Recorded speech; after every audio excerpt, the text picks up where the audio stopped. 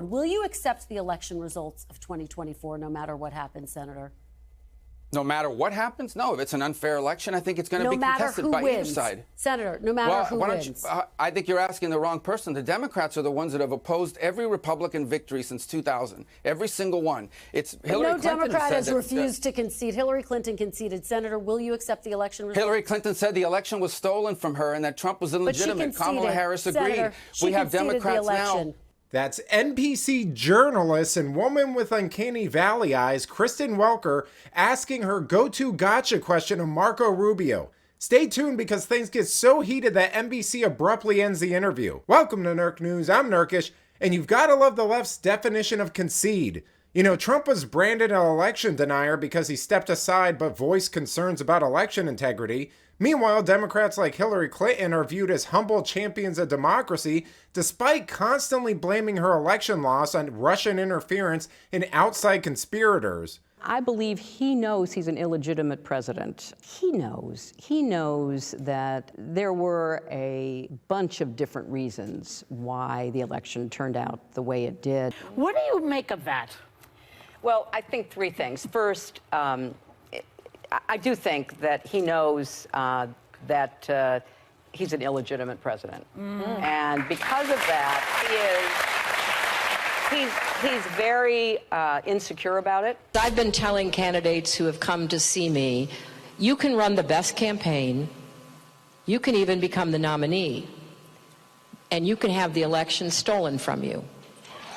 Remind me again, is it conceding an election if you constantly suggest that Trump is an illegitimate president? But of course, this is nothing new for Democrats. They did it with the last Republican president too. Here's Marco Rubio pointing this out and getting flack for it on state-run media. No, she said that Trump was illegitimate. She said that the election had been stolen. Kamala Harris agreed. By the way, there are Democrats serving in Congress today who in 2004 voted not to certify the Ohio electors because they said those machines have been tampered with. And you have Democrats now saying they won't certify 2024 because Trump is an insurrectionist and ineligible to hold office. So you need to ask them. I think you've had have you ever asked a Democrat this question on your show? I bet you've never asked a Democrat that question. You voted to certify the 2020 election, and here is what you said on that day that you voted to certify the 2020 election. Yeah. Democracy is held together by people's confidence in the election and their willingness to abide by its results. I think what undermines people's confidence in the election is when you have places like Wisconsin with over 500 illegal drop box locations, when you have places like Georgia where liberal groups are paying people $10 per vote. No, but listen, what undermines elections is when NBC News and every major news outlet in America in 2020 censored the Biden laptop story, which turned out to be true, not Russian misinformation, unprecedented. Now, I want you to pay attention to this next clip because it is absolutely insane. Rubio continues to point out left-wing media bias and big tech censorship, while Welker does her best impression of what she thinks a serious adult acts like, which basically just boils down to her making Zoolander faces and interrupting Rubio by saying senator a lot. And best of all, she has the audacity to deny media censorship right before being told by her earpiece to abruptly end the interview.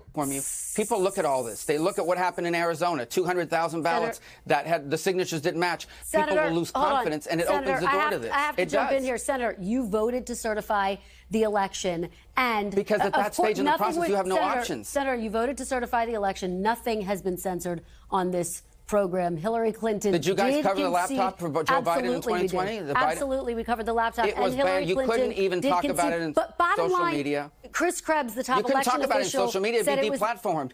You couldn't even talk about it because they said it was Russian disinformation. Senator Rubio, voters in many cases didn't even hear about it because it was blacked out by the media. We did cover the election, and just to note that Chris Krebs, who was a top Trump election official, called it the safest and most secure election in recent history.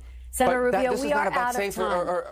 Of course we are, but I'm telling you that if it's unfair, we are going to do the same thing Democrats do. We're going to use lawyers to go to court and point out the fact that states are not following their own election laws. But the Democrats, hopefully we'll have a fair election, and it'll be unquestioned. Senator, all those cases were brought to court cases and lost, and there was no proof that there was any widespread fraud, as you know. But I appreciate. I never used the word widespread fraud. I'm sorry.